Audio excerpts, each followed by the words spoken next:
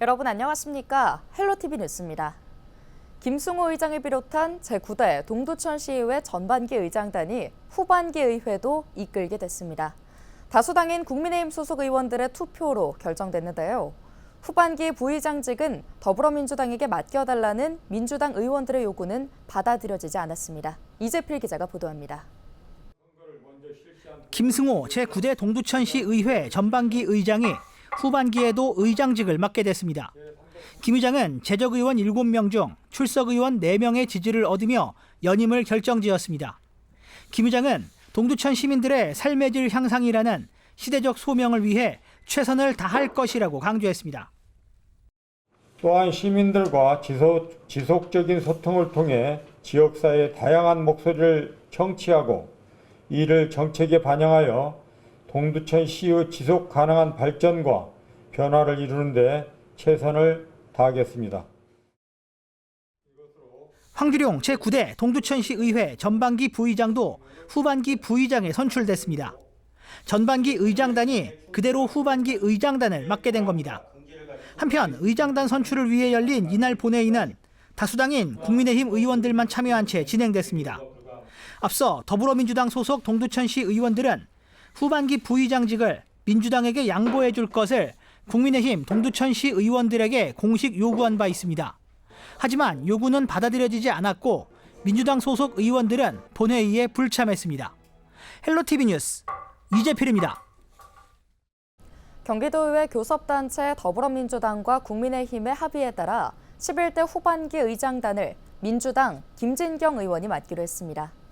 더불어민주당 남종섭 전반기 대표의원, 최종현 후반기 대표의원 당선자, 김정호 국민의힘 대표의원은 지난 27일 오후 도의회 브리핑룸에서 합의문을 발표했습니다. 합의문에는 후반기 의장은 다수당인 더불어민주당에서 맡고 상임위원장은 더불어민주당이 6개 위원회, 국민의힘이 7개 위원회를 만든다. 후반기 원구성 운영과 관련 각종 위원회는 5대5의 비율로 더불어민주당, 국민의힘에 각각 배분한다는 내용에 담겼습니다. 이에 따라 후반기 도의회 의장은 더불어민주당이 추대 방식으로 선출한 4선 김진경 의원이 맡게 됐습니다. 양당 관계자는 경기도의회 혁신과 원활한 후반기 운영을 위해 합의문을 마련했다며 후반기 원활한 원구성을 위해 대타협을 이뤄낸 것이라고 말했습니다. 염종현 경기도의회 의장이 지난 27일 제11대 경기도의회 전반기 마지막 의사 일정인 제375회 정례회 폐회사를 통해 소감을 밝혔습니다. 여야 동수라는 의회 사상 초유의 기록으로 출발해 오늘에 이르는 2년의 시간이 참 숨가쁘게 흘러갔다고 입을 열었는데요. 염 의장은 눈 덮인 벌판을 걸어갈 때 함부로 걷지 말라는 서산대사의 시 답설가의 한 부분을 인용하며 오늘 내가 걸은 발자국은 뒷사람의 이정표가 되기에 내디는 한 걸음 한 걸음이 무거웠고 또 조심스러웠다고 말했습니다. 그러면서 비온 뒤에 땅이 굳듯 전반기 부족함에 대한 반성과 도민 여러분들의 따가운 질책을 거름삼아 제11대 후반기 의회는 더욱 도민의 뜻에 부응하는 대의기관으로 쇄신과 발전의 모습을 보여드릴 수 있기를 소망한다고 덧붙였습니다.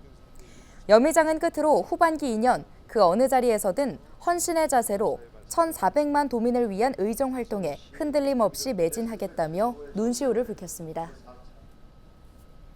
연천군의회는 지난 27일 제286회 제1차 정례회, 제6차 본회의를 끝으로 25일간의 회기를 마무리했습니다. 이번 정례회에서는 2024년도 행정사무감사 결과 보고서 승인의 건을 의결해 128건의 감사 결과를 확정했는데요. 심상금 의장은 마지막 폐회사를 통해 이제 본격적으로 제9대 후반기 의회가 시작되는데 김미경 후반기 의장님을 중심으로 동료 의원들과 함께 한마음 한뜻이 되어 활발한 의정 활동을 펼쳐 국민을 위한 의회가 될 수 있도록 힘써줄 것을 요청했습니다.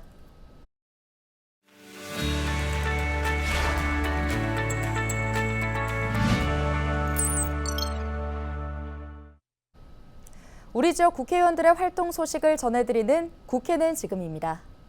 김용태 국회의원이 정부는 화성공장 화재 사고의 책임 규명에 만전을 기해야 한다고 강조했습니다.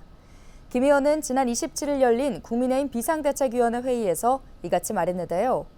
김 의원은 화성 리튬 1차 전지 공장 폭발 사고는 대한민국의 안전관리 민낯을 그대로 보여줬다며 국가는 일선 현장에서 사고를 예방하지 못한 사람의 잘못과 사고를 유발한 사람의 잘못에 대해 비례적으로 합당한 책임을 부과해야 한다고 주장했습니다.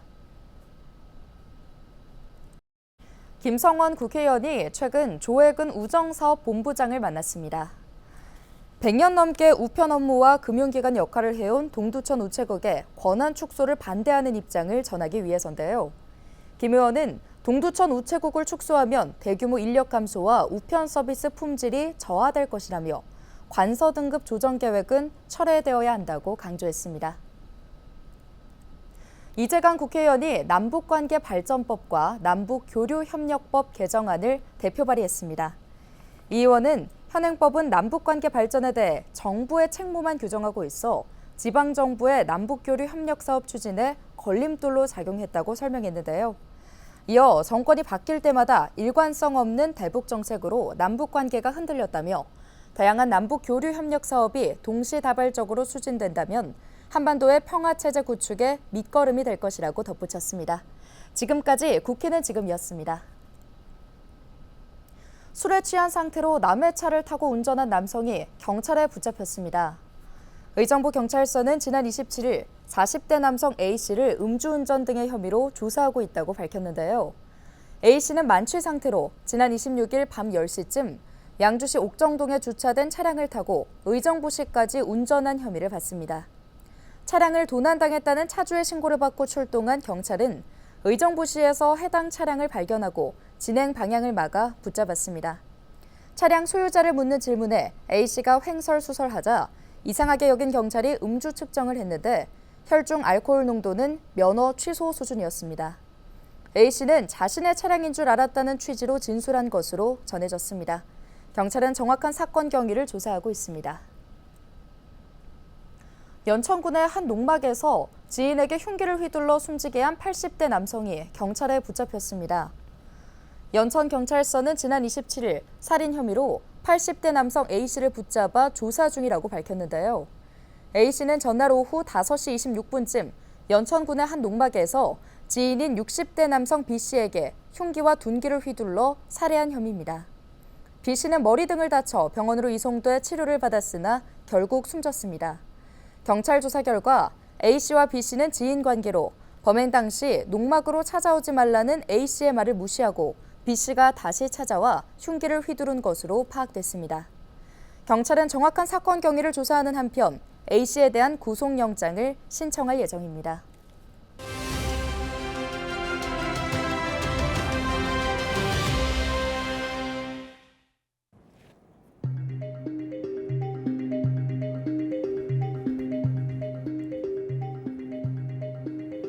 스마트폰으로 유튜브 동영상 시청하시는 분들 많으시죠? 요즘은 어린아이들도 스마트폰 하나씩은 갖고 있고 또 유튜브 영상도 즐겨보는데요. 그런데 유튜브 영상을 많이 볼수록 참을성이 떨어진다는 연구 결과가 나왔습니다. 아주대병원 정신건강의학과 연구팀이 8살에서 11살 어린이 195명을 대상으로 유튜브 시청 행태와 정서 행동 문제를 조사했더니 이 같은 결과가 나왔다고 합니다. 아이들이 유튜브를 보기 시작한 시기는 8세에서 9세가 30.3%로 가장 많았고 또 5살 이전이 35.4%로 나타났습니다. 유튜브 평균 사용 시간은 일주일 중 4.8일, 하루 68.5분으로 집계됐는데요. 그런데 5세에서 8세 때 이뤄진 기질평가에서 인내심이 낮았던 아이일수록 이후 유튜브 시청 시간이 길다는 연관성이 관찰됐습니다. 연구팀은 이에 대해 좋아하는 영상이 자동으로 추천되는 유튜브 환경에서 이를 클릭하지 않고 억제할 수 있는 자기 조절력, 다시 말해 인내심이 아이들의 사용 시간과도 관련이 있을 수 있다고 분석했습니다. 연구팀은 또한 유튜브 사용 시작 연령이 어릴수록 이후 사용 빈도가 높았고 이는 아이들에게 정서, 행동 문제가 발생할 위험을 높이는 것으로 평가된다고 밝혔는데요. 동네 공터 또 골목길에서 공을 차고 고무줄 놀이와 공기 놀이를 하며 자란 세대와는 아주 다른 환경에 놓인 요즘 아이들. 참을성을 키우기 위해 때로는 부모의 간섭과 통제가 필요하지 않을까요? 헬로티비 브리핑이었습니다.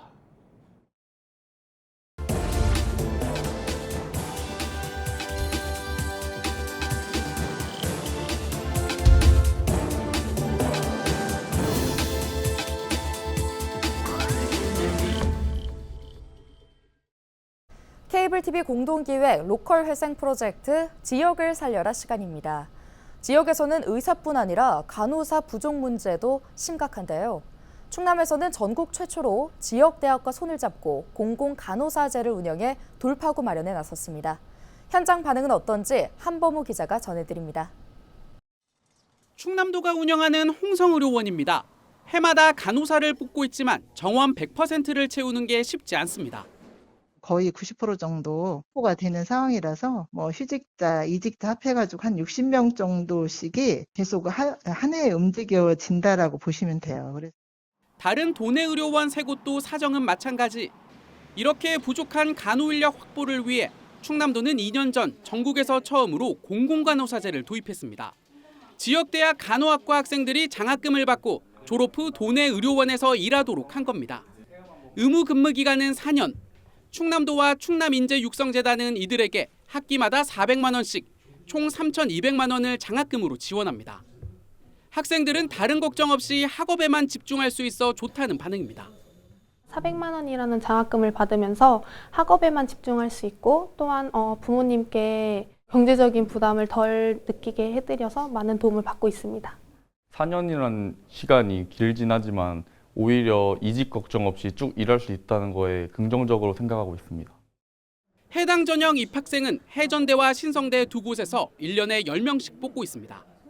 경제적 부담과 취업 고민을 한 번에 돌 수 있다는 장점 덕분에 경쟁률은 계속 오르는 추세입니다. 네, 22년도에 저희 32명이 지원을 해서 3.2대 1이었다고 하면 올해는 이제 52명이 지원을 해서 5.2대 1의 경쟁률로 상승을 하고 있습니다. 그리고 이 학생들이 중도 탈락률 없이 100% 다 유지를 하고 있습니다. 첫 졸업생들은 2년 뒤인 2026년부터 도내 의료원에 배치될 예정. 충남에서 시작한 공공간호사제가 인천과 충북 등 전국으로 확산하고 있는 가운데 이와 유사한 방식을 의사에 적용하는 지역의사제 도입 논의에 어떤 영향을 미칠지도 주목됩니다. 헬로티비 뉴스 한보호입니다.